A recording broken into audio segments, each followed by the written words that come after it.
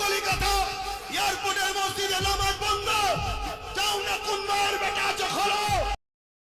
Airport বিমানবন্দরের ভেতরে যে মসজিদটা আছে সেই মসজিদটা ভাঙা হবে শুনছি। কেন? আমার প্রশ্ন কেন?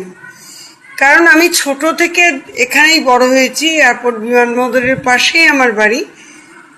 আমি দেখেছি এই বিমানবন্দরের এই মসজিদের জন্য এই বিমানবন্দরের কোনো অসুবিধা হয়নি। কারণ এখান দিয়ে কেন বলছি, কারণ আমরা যখন ছোট ছিলাম বিমানবন্দরের ভেতরে ঢুকে বিমান চলাফেরা মানে বিমান ওঠানামা করা আমরা দেখতে পেতাম। এখন অনেক উন্নত হয়ে গেছে, এখন এয়ারপোর্টের ভেতরে ঢুকতে দেওয়া হয় না। কিন্তু বিমান উঠতে, প্লেন উঠতে বা নামতে ওই মসজিদ কোনো সমস্যার সৃষ্টি করে না। তবুও কেন এই বিমানবন্দরের ভেতরে থাকা মসজিদটাকে ভাঙার পরিকল্পনা চলছে? আমি এখন একটা কথা বলি যে এই বিমানবন্দরটা ভাঙা কি এতটাই জরুরি?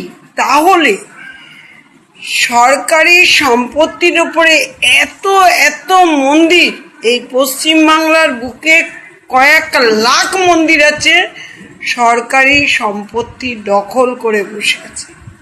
আমি হিন্দু হয়েই বলছি, তাহলে সরকারি রাস্তার ওপরে যে মন্দিরগুলো, সরকারি জলের ট্যাঙ্কের গায়ে যে মন্দির আছে, এরম অনেক আছে, খোঁজ নিয়ে দেখবেন সরকারি সম্পত্তির উপরে সেই মন্দিরগুলোকে কেন ভাঙার পারমিশন দেওয়া হচ্ছে না? আমি হিন্দু মুসলিম বুঝি না, আমি বুঝি ওপরওয়ালা একটাই, বিভেদ সৃষ্টি করেছি আমরা, হিন্দু মুসলিম সৃষ্টি করেছি আমরা। সবার আগে মানুষ, আমরা বাঙালি। আমরা এতদিন জানতাম আমরা বাঙালি, কিন্তু বর্তমানে 2026-এর পর থেকে আমরা টের পাচ্ছি আমরা জাতির নির্বিশেষে আছি। হিন্দু মুসলিম শিখ ঈসাই এগুলোকে আঙুল দিয়ে দেখানো হচ্ছে। কেন? এই নীতিতে তো আমি অন্তত ছোট থেকে বড় হইনি, যার জন্য আমার ভেতরে লাগছে। আমাদের ঘরে ছোট আমাদের ছেলেমেয়েরা বড় হয়েছে, আমাদের নাতি নাতিরা, এরা কি শিখবে? জাতির বিভাজন। এইটা থেকে একটু বিরত থাকলে হয় না?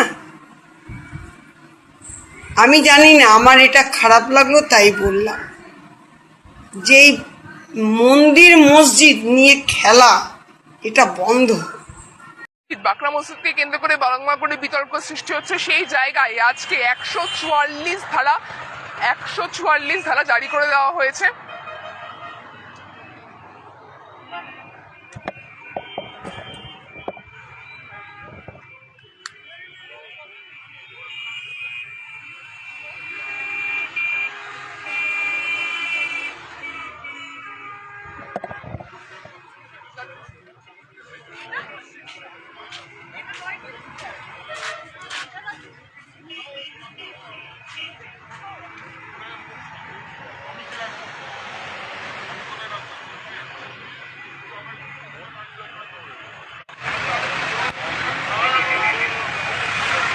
কেন্দ্রীয় বাহিনীর র্যাফ অর্থাৎ নিরাপত্তার ক্ষেত্রে কিন্তু একেবারে বজ্র আটুনি, কড়া নিরাপত্তায় মুড়ে ফেলা হয়েছে এই এয়ারপোর্ট চত্বর। আমি দুপাশের চিত্রই আপনাদেরকে দেখানোর চেষ্টা করছি। একদিকে ডান দিক বাদিক দুদিকেই কিন্তু পুলিশের পাহারায় কার্যত মুড়ে ফেলা হয়েছে। এবং শনিবার থেকে বলা হচ্ছে সেই মসজিদে আর নামাজ পড়া যাবে না, এবং তারপর থেকেই ধর্মাবলম্বী যারা রয়েছেন তারা বারংবার প্রতিবাদ জানাচ্ছেন যে কয়েক দশক ধরে সেই মসজিদ রয়েছে, এতদিন ধরে কোনো নিরাপত্তায় সমস্যা হচ্ছে না, হঠাৎই প্রশাসন বলছেন যে সেই মসজিদ আর রাখা যাবে না। কেন এই সিদ্ধান্ত, সেই সিদ্ধান্ত কিন্তু নিয়ে তারা দ্বিমত প্রকাশ করছে।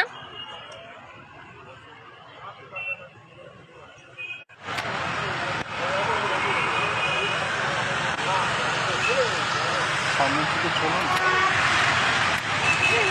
গরম পরে বলে একটু এরা চলতে পারে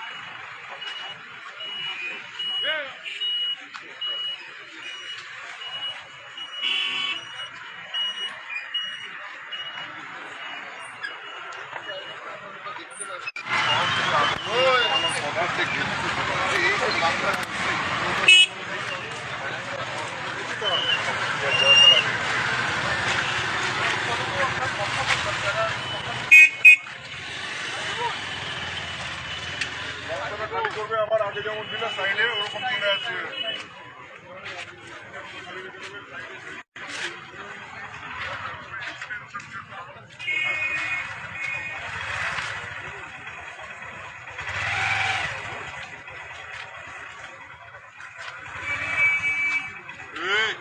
চলো অনেকক্ষণ দাঁড়িয়ে আছো চলো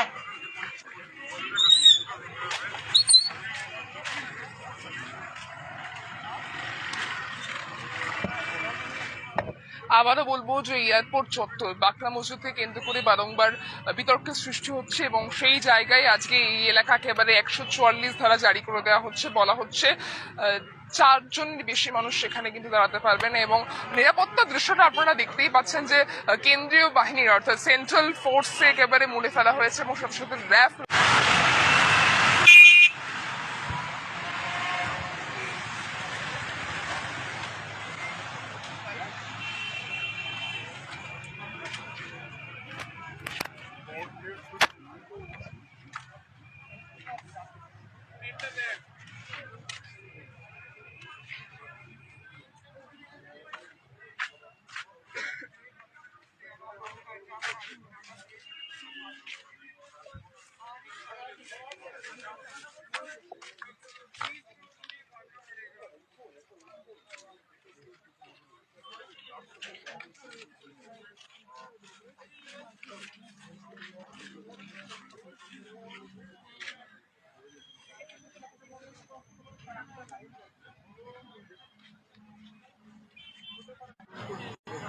क्या किए भाई आप